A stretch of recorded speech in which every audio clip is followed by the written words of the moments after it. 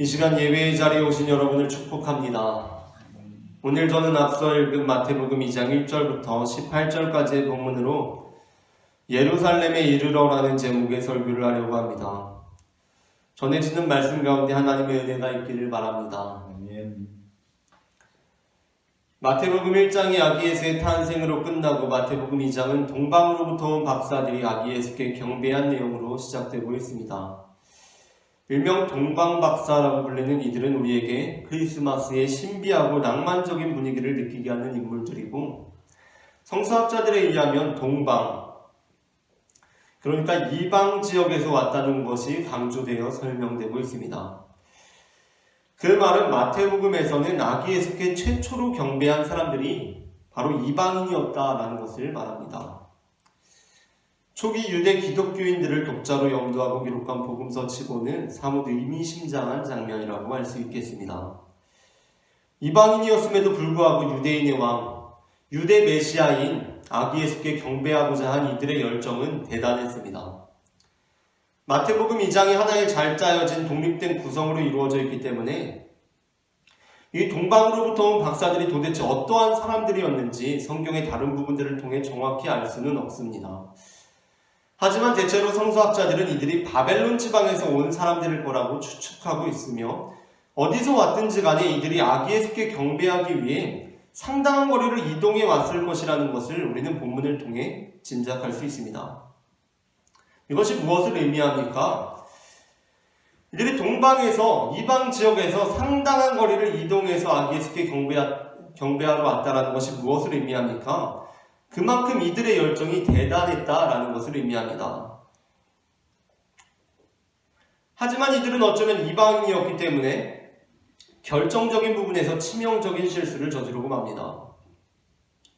그 치명적인 실수란 그들이 바로 예루살렘에 이르는 것입니다. 사실 유대인의 왕이 베들레헴에서 날 것이라는 예언은 이미 유대인들에게는 잘 알려진 내용이었습니다. 이후에 이어지는 내용만 보더라도 마태복음에 의하면 대제사장과 서기관들이 헤롯편에 붙어 있거든요. 그 헤롯편에 붙어 있었다고 하는 대제사장과 서기관들은 갑작스러운 상황에 지체할 것도 없이 답변을 내놓고 있습니다.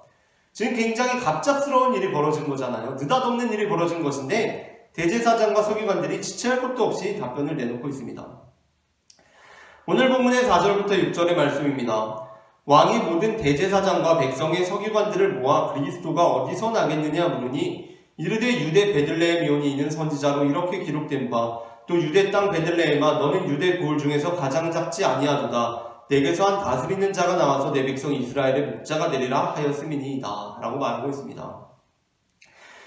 심지어 요한복음 7장 37절부터 44절은 이 내용, 유대 메시아가 베들레헴에서 날 것이라는 이 내용이 당시 성경 전문가나 종교 지도자들 뿐만 아니라 일반 대중들도 널리 알려져 있던 지식이었음을 보여주고 있습니다. 일반 대중들도 누구나 알고 있었다는 것입니다. 요한복음 본문에 의하면 예수님의 놀라운 가르침을 들은 무리들 중에 논쟁이 발생하게 됩니다. 예수님께서 놀라운 가르침을 주시니까 무리들 중에 자기들끼리 논쟁이 일어납니다. 이들은 성경 전문가도 아니고 종교 지도자도 아니고 그냥 무리들이었습니다. 예수님을 따르는 무리들 아시죠? 그냥 무리들.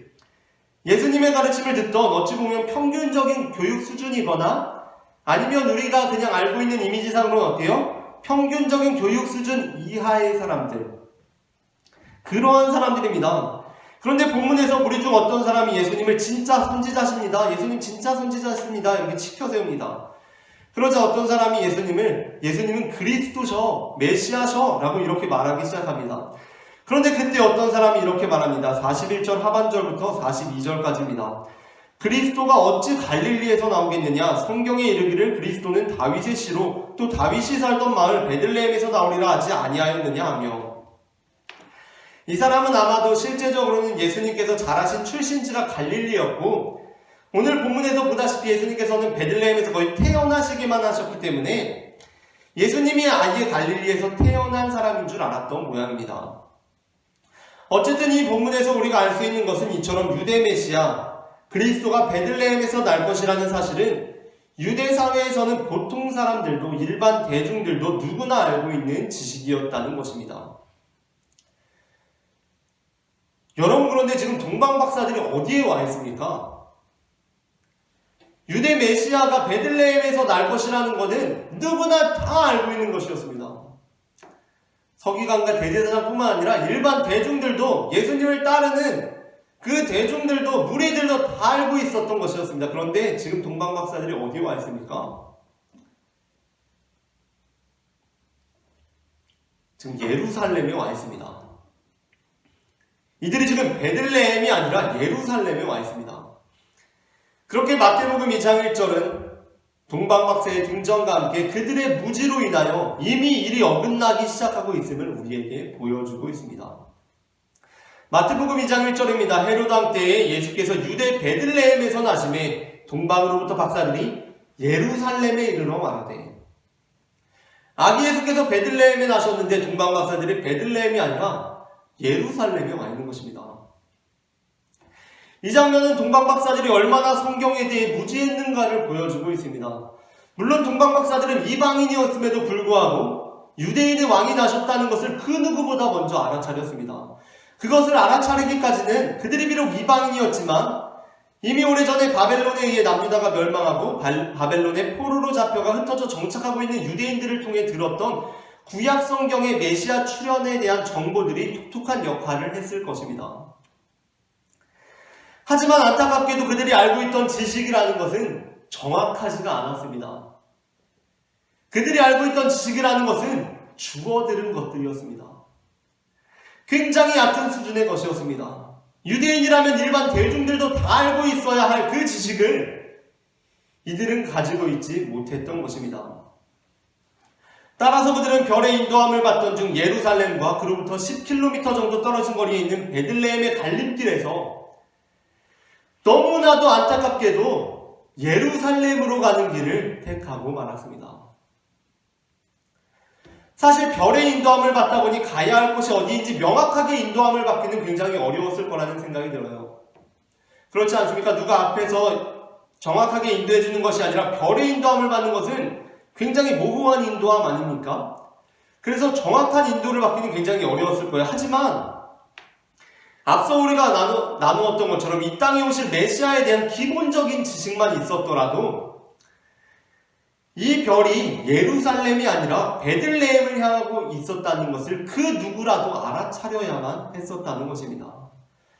하지만 그들은 이 땅에 오실 메시아에 대해 너무나 무지했기 때문에 너무나도 순진무구하게 베들레헴이 아니라 예루살렘에 가서 유대인의 왕으로 나신 이가 어디 계십니까? 라고 묻고 있다는 것입니다. 그런데 여러분, 그 예루살렘이 어떤 곳입니까? 지금 이들이 당도한 도착한 그 예루살렘이 어떤 곳입니까? 지금 유대인들을 다스리고 있는 헤롯 대왕이 있는 곳입니다. 지금 유대인들을 다스리고 있는 왕, 헤롯 대왕이 있는 곳입니다. 그러니까 지금 동방 박사들은 지금 현재 왕이 멀쩡하게 살아있는데 그 왕이 계신 곳에 가가지고 새로운 왕이 태어나셨는데 어디 계십니까? 라고 묻고 있다는 것입니다. 지금 왕이 멀쩡하게 살아있는데 가서 안녕하십니까? 새로 태어나신 왕이 있다는데 어디 계십니까? 라고 지금 왕한테 묻고 있다는 것입니다. 여러분, 정말 어쩌면 이렇게 천진난만할 수가 있는지 정말 궁금할 지경입니다. 블레셋과의 전투를 승리로 이끌고 돌아오는 이스라엘의 왕 사울과 전투에서 위대한 공을 세운 다윗을 향하여서 사울이 죽인 자는 천천히요 다윗은 만만이로다 라고 노래한 사무엘상 18장 7절에 등장하는 여인들이 떠오릅니다. 아마 그 여인들과 천진난만함을 겨룬다면 적어도 용호상박, 양대산맥, 쌍두마차가 될 것 같습니다. 구약에 천천만만 여인들이 있다면 신약에 동방박사들이 있다는 것입니다. 결국 천천만만 여인들로 인하여서 다윗이 어떻게 됩니까? 다윗이 굉장한 고생길이 시작됩니다. 당연하죠. 블레셋과의 전투에서 승리를 이끌고 왕하고 공을 세운 다윗이 함께 돌아오는데 여인들이 사울 왕이 죽인 자는 천천히고 다윗은 만만입니다 라고 노래하니까 당연히 다윗에게는 고생길이 열렸겠죠. 그랬던 것처럼 동방박사들로 인하여서 이제 베들레헴에는 참혹한 결과가 벌어지게 됩니다. 그 결과는 헤롯이 베들레헴과 그 모든 지경 안에 있는 사내 아이를 2살부터 그 아래로 다 죽여버리게 된 것이었습니다. 그 결과는 헤롯이 베들레헴과 그 모든 지경 안에 있는 사내 아이를 2살부터 그 아래로 다 죽여버리게 된 것이었습니다. 다행히 아기 예수는 요셉이 하나님의 사자로부터 미리 이 소식을 접할 수가 있어서 어머니 품에 안겨서 애굽으로 피하여 목숨은 부지할 수가 있었습니다. 하지만 예수님을 믿는 우리조차도 이 부분에 있어서 그래도 우리 구세주 예수님은 살아나셨다, 생존하셨다, 목숨을 지키셨다라고 해서 정말 다행이다 라는 말을 써도 되는지 민망하고 조심스럽습니다. 아니, 확실히 그래서는 안 될 것 같습니다. 바로 동방박사들의 무지함으로부터 비롯된 이 작은 날개짓이 나비 효과가 되어서 베들레헴에는 피바람이 불게 되는 결과를 일으킨 것입니다. 이제 일이 너무나 처참하다 보니까 차라리 동방박사들에게 유대인의 왕께 경배하고자 했던 열정이라도 없었더라면 하는 탄식이 나올 지경입니다. 이처럼 지식이 없는 열정은 하나님의 뜻과는 상관없는 결과들을 초래하고 다른 이들에게 너무나 큰 피해를 안기게 됩니다. 그런데 이 부분에서 혹시 어떤 이들은 그래도 동방박사를 통하여 선지자 예레미야의 예언이 성취된 것이 아닙니까? 라고 말할지도 모르겠습니다. 또 어떤 분은 이렇게 말할 수도 있어요. 어쩌면 동방박사는 그냥 선지자 예레미야의 예언이 성취되도록, 그러니까 이미 예루살렘에 이르러서 그런 실수를 저지르도록 운명지어진 것 아닙니까? 왜냐하면 이미 예레미야가 그런 예언을 했다고 하니까 이미 운명지어진 것 아닙니까? 라고 하실지도 모르겠습니다. 사실 그렇게 생각할 여지가 충분히 있죠. 왜냐하면 오늘 본문의 그 끝이 언뜻 보기에는 어떻게 끝나고 있어요? 마치 헤롯이 베들레헴의 아기들을 다 죽인 것이 예언이 성취된 결과라는 뉘앙스를 풍기는 것처럼 느껴지기 때문입니다. 그러니까 뭐예요? 예언했으니까 동방박사들을 통하여서 동방박사들이 예루살렘에 이르러서 헤롯 왕한테 그렇게 실수한 게 오히려 예언을 이루어진 거 아니야? 라고 할 수도 있고, 또 어쩌면 이미 예언을 했으니까 동방박사가 거기 가서 실수하는 건 이미 운명지어진 거 아니야? 그렇게 되도록 정해져 있는 거 아니야? 라고 생각할 수도 있다는 거예요. 하지만 우리는 이것을 기억해야 합니다. 하나님은 인류를 구원하시기 위해 아기 예수를 보내신 분이지 2살도 안 된 베들레헴의 아가들을 몰살시키기 위해 아기 예수를 보내신 분이 아니라는 것을 우리는 알아야 합니다. 하나님은 우리를 멸망시키시는 분이 아니라 우리에게 생명을 주시는 분임을, 이 가장 중요하고 핵심적인 기독교 신앙을 우리는 어떠한 상황 속에서도 놓치지 말아야 합니다. 하나님은 우리를 멸망시키시는 분이 아니라 우리에게 생명을 주시는 분임을, 이 가장 중요하고 핵심적인 기독교 신앙을 우리는 어떠한 상황에서도 놓치지 말아야 한다는 것입니다. 그렇다면 본문을 어떻게 이해하는 것이 좋겠습니까? 먼저 이 예레미야의 예언은 우선적으로 예레미야 시대에 관한 것이었음을 우리는 알아야 합니다. 그러니까 마태가 설령 이것을 성취되었다라고 썼다고 할지라도 안 성취되었어도 상관이 없는 이미 당시에 충분한 역할을 한 예언이라는 것입니다. 예레미야는 예레미야 당시 북이스라엘의 멸망과 관련하여 맡겨진 말로서 예언을 했던 것입니다. 그러니까 예레미야가 예언한 것은 이미 그 당시에 북이스라엘의 멸망과 관련하여 했던 것이고 그때에 이미 성취된 예언이라는 것입니다.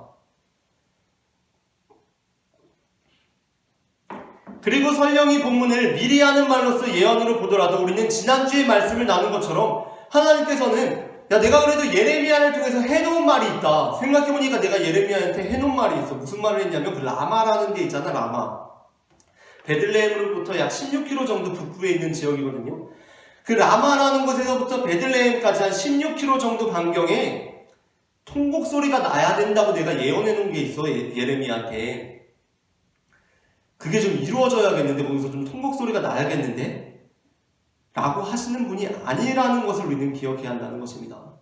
하나님께서 이제 해놓은 말이 있어서 그게 좀 일어나야겠다. 2살 아래로 아가들 다 죽여서 어머니들의 통곡 소리가 좀 나야겠다라고 하시는 분이 아니라는 것입니다. 이를 표현하고자 하기라도 했는지 마태복음의 기자는 이 부분에서 자신이 예언과 관련하여 통상 사용하지 않는 이루어졌느니라 라는 용법을 사용하고 있습니다. 마태복음은 보통 예언과 관련하여 기술할 때 하나님의 능동적인 개입이 강하게 느껴지는 이루려 하심이라 라는 표현을 씁니다. 마태복음을 보십시오. 마태복음이 예언과 관련해서 기술할 때 하나님의 능동적인 개입이 강하게 느껴지는 이루려 하심이라 라는 표현을 씁니다.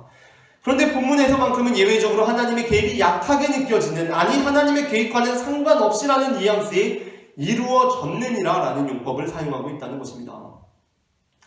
그러니까 마태는 마치 동방박사들의 불찰로 인하여 일어나게 된 이 일에 대하여 탄식이라도 하듯이 예레미야가 당시 북이스라엘의 멸망과 관련하여 했던 그 예언이, 예레미야가 당시 북이스라엘의 멸망과 관련하여 했던 그 예언이 다시 한번 이런 식으로도 이루어진 꼴이 되고 말았다라고 기술하고 있다는 것입니다. 이처럼 지식을 겸비하지 못한 열정은 너무도 순진무구하게 악의 없이 다른 사람들을 힘들게 하거나 심지어 열정이라는 이름으로, 때로는 믿음이라는 이름으로, 때로는 진리라는 이름으로, 때로는 사랑을 표방하여 다른 사람들에게 피해를 줍니다. 여러분 한번 생각해 봅시다. 차에 대한 지식이 별로 없는 친구가 나를 도와주겠다는 열정을 가지고 내 차를 고쳐주겠다고 달려든다고 한번 생각해 보십시오. 친구랑 이렇게 그냥 밥 먹으면서 자유롭게 대화를 하다가 내 차가 요즘 이상한 것 같아, 차에서 좀 이상한 소리가 나는 것 같아, 그런 얘기 자연스럽게 할 수 있잖아요. 그냥 별 생각 없이 했어요. 그런데 그 친구가 내 차를 고쳐주겠다고 열정적으로 달려드는 겁니다. 근데 내가 알기로 그 친구가 차에 대한 지식이 없거든요. 차에 대한 지식이 없는 친구예요. 근데 내 차를 막 고쳐주겠다고 열정적으로 달려들고 있어요. 여러분이라면 어떻겠습니까? 그 친구가 더 열정적일수록 어떨 것 같아요? 더 열정적일수록, 더 열정을 낼수록 더 두렵지 않겠습니까? 그 친구가 더 열정적일수록 저는 더 두려울 것 같아요. 더 열정적으로 장비들을 늘어놓을 때마다 그 장비의 무게만큼이나 제 두려움의 무게도 무거워질 것입니다. 왜일까요? 그 친구의 열정은 알겠는데 그 친구가 지식이 없기 때문입니다. 그 친구가 지식이 없기 때문입니다. 누가복음 9장 51절부터 56절에서 우리는 지식이 없는 열정이 믿음을 얼마나 무서운 괴물로 둔갑시키는지 보게 됩니다. 어느 날 예수님께서 예루살렘을 향하여 가시는 길에 사마리아인의 마을에 들어가시게 되었습니다.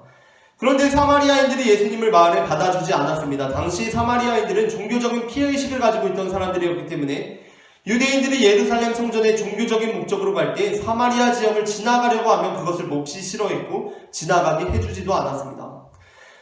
이에 따라 사마리아인들은 예수님도 일반적인 대우에 따라 마을에 받아주지 않았던 것입니다. 사마리아인들이 예루살렘으로 예수님이 가실 때 그 마을에 받아주지 않은 거예요. 지나가게 해주지 않은 거예요. 그런데 이 일로 인하여 제자 야고보와 요한은 분을 내며 이렇게 말합니다. 누가복음 9장 54절의 하반절 말씀입니다. 예수님이 지나가시는 걸 사마리아인들이 받아주질 않으니까 야고보와 요한이 이렇게 말합니다. 주여, 우리가 불을 명하여 하늘로부터 내려 저들을 멸하라 하기를 원하시나이까? 주여, 우리가 불을 명하여 하늘로부터 내려 저들을 멸하라 하기를 원하시나이까? 실제로 이들에게 아이언맨 같은 그런 능력이 있었는지는 성경에 나오지 않지만 그들이 얼마나 무서운 생각을 가지고 있는지를 보여주고 있는 부분입니다. 예수님의 제자들이 사마리아인들이 자기들을 영접하지 않았다고 해서 그들에게만 특별히 그랬던 것도 아니고 늘상 해오던 방식대로 됐을 뿐인데 예수님한테, 예수님, 쟤네들 그냥 다 죽여버릴까요? 라는 무시무시한 말을 했다는 거예요. 예수님의 제자들이 예수님한테, 예수님, 쟤네 다 죽여버릴까요? 라는 말을 했다는 것입니다. 참으로 예수님이 누구신지 어떠한 분이신지 잘 알지도 못하면서 내는 열심이 얼마나 무서운 결과를 초래할 수 있는지 보여주고 있는 부분입니다. 분을 내는 야고보와 요한에게 예수님이 어떤 말씀을 하셨을 것 같습니까? 55절 말씀은 예수께서 돌아보시고 꾸짖으셨다라고 되어 있는데 성경의 각 줄을 보니 이렇게 되어 있습니다. 어떤 고대 사본에는 55절 끝에 다음 말이 있음. 이르시되 너희는 무슨 정신으로 말하는지 모르는구나. 인자는 사람의 생명을 멸망시키러 온 것이 아니요 구원하러 왔노라 하시고. 이르시되 너희는 무슨 정신으로 말하는지 모르는구나. 인자는 사람의 생명을 멸망시키러 온 것이 아니라 구원하러 왔노라 하시고. 예수님께서 니네 대체 생각이 있는 놈이냐 없는 놈이냐 라고 하셨다는 것입니다. 믿음이 있냐 없냐, 사랑이 있냐 없냐, 열정이 있냐 없냐가 아니라 정신이 있냐 없냐 라고 다그치신 것입니다. 예수님께서는 대체 나에 대하여 어떻게 알고 그런 말을 하는 것이냐, 아직도 내가 사람의 생명을 멸망시키러 온 것으로 생각하느냐, 내가 사람의 생명을 구원하러 온 것임을 알지 못하느냐, 아직도 모르느냐, 아직도 나에 대한 지식을 소유하지 못하였느냐? 라고 말씀하신 것입니다. 그러한 면에서 호세아 선지자가 호세아 4장 6절에서 탄식한 내용을 우리는 가슴 깊이 새겨야 합니다. 호세아 4장 6절 상반절입니다. 내 백성이 지식이 없음으로 망하는도다. 호세아 4장 6절입니다. 내 백성이 지식이 없음으로 망하는도다. 그들에게 믿음이 없어서가 아니라, 열정이 없어서가 아니라, 사랑이 없어서가 아니라 지식이 없어서 망하는도다 라고 말하고 있습니다.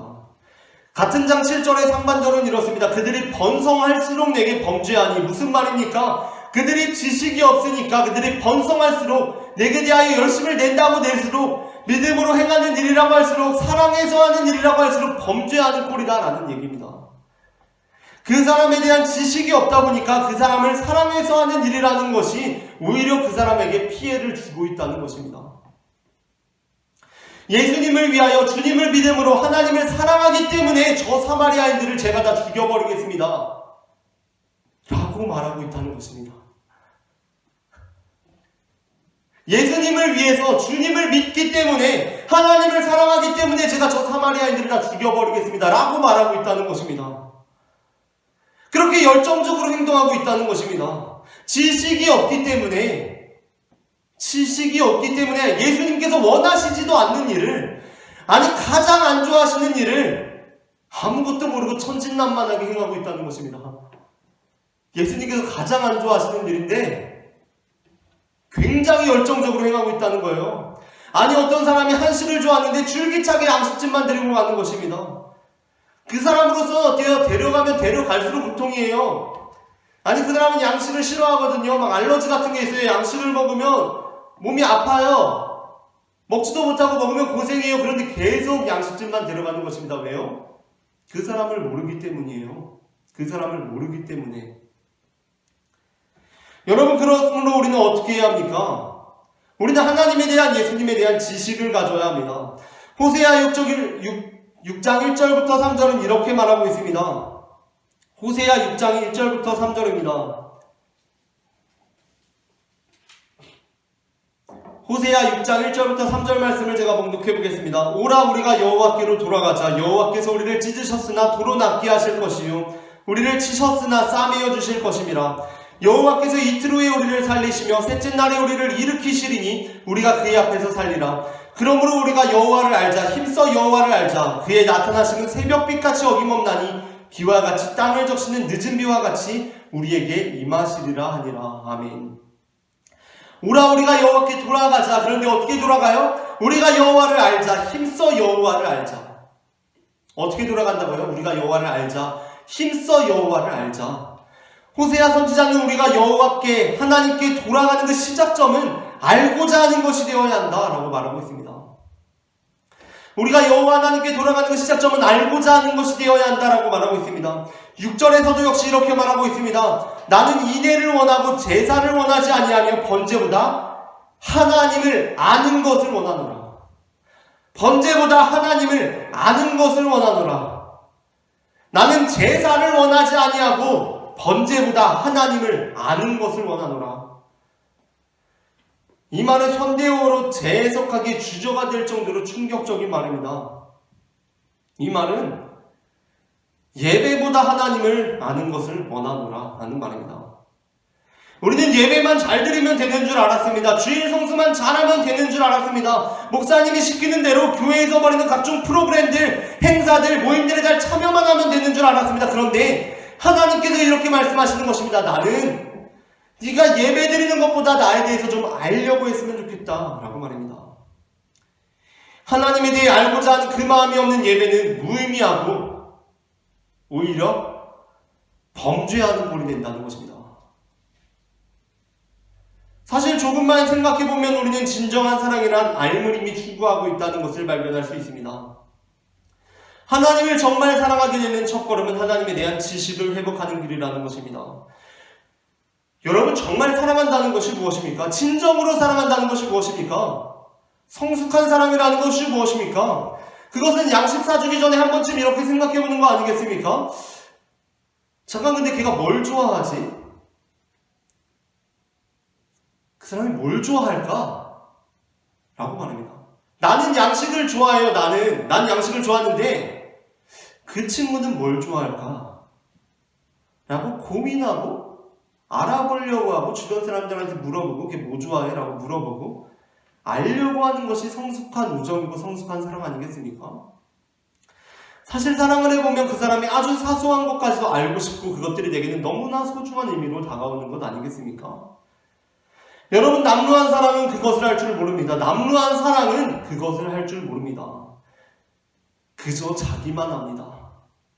이스라엘 사람들이 그랬습니다. 그들은 하나님께 관심이 있는 것이 아니라 하나님으로부터 자기들이 얻을 것에만 관심이 있었습니다. 하나님으로부터 자기들이 얻을 것에만 관심이 있었습니다. 풍요, 번성, 안정, 파워, 하나님께 관심이 있는 것이 아니라 하나님으로부터 자기들이 얻을 풍요와 번성과 안정과 파워에만 관심이 있었습니다. 하나님께 관심이 있는 것이 아니라 하나님으로부터 자기들이 얻을 풍요와 번성과 안정과 파워에만 관심이 있었다는 것입니다. 그래서 그들은 정작 하나님을 알려고는 하지 않았습니다.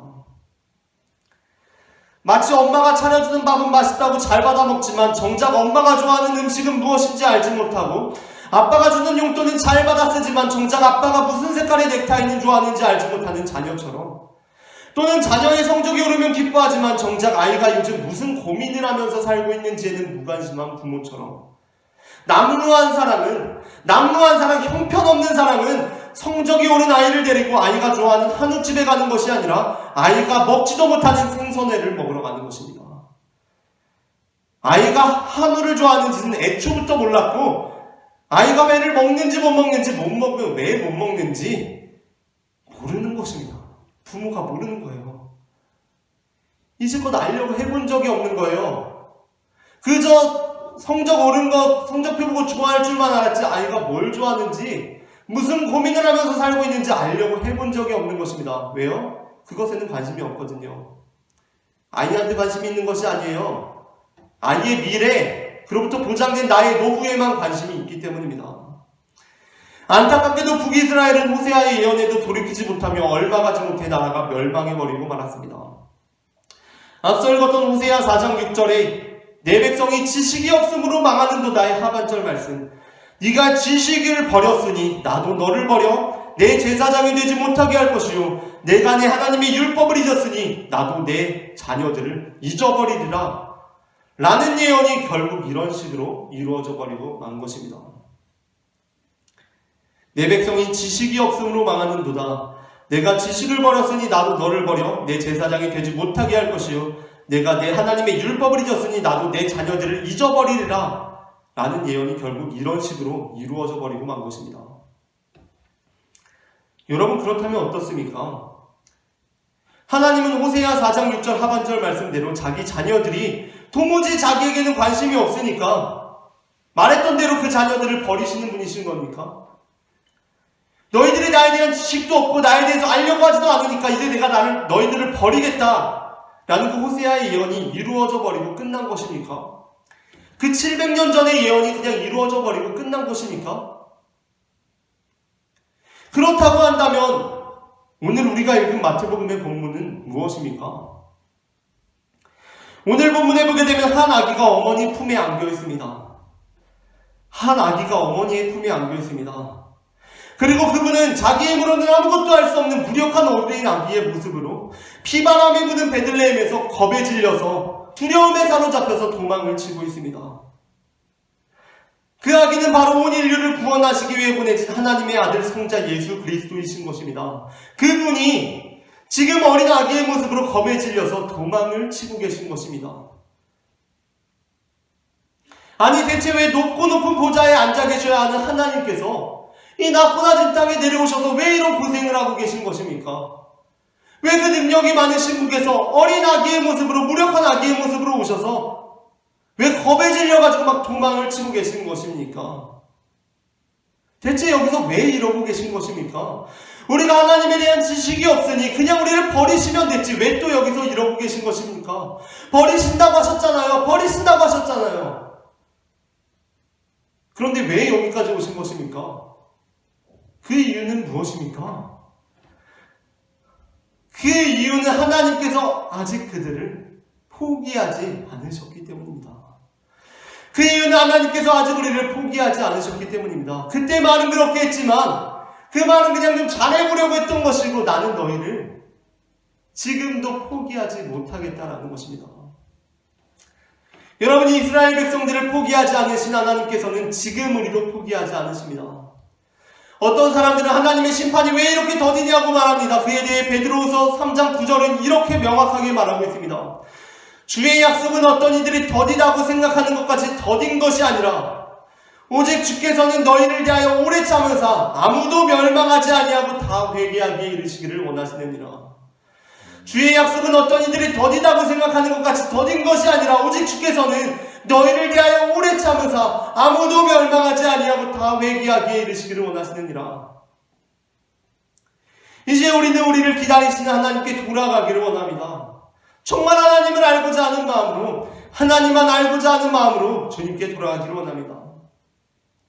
왜냐하면 하나님께서 여전히 우리를 포기하지 않으시고 그 아들을 내어주기까지 사랑하셨기 때문입니다. 너희가 나에 대한 지식이 없으니까 내가 너희를 버리겠다라고 하셨던 그 하나님이 그렇게 말씀을 하셨지만 포기하지 못하시고 다시 그 아들을 내어주기까지 사랑하셨던 것처럼 하나님은 그렇게 여전히 우리를 사랑하시는 분임을 저는 마태복음 2장 1절부터 18절까지의 말씀을 근거로 고백합니다. 이 시간 전해진 말씀 가운데 하나님의 은혜가 임했기를 바랍니다.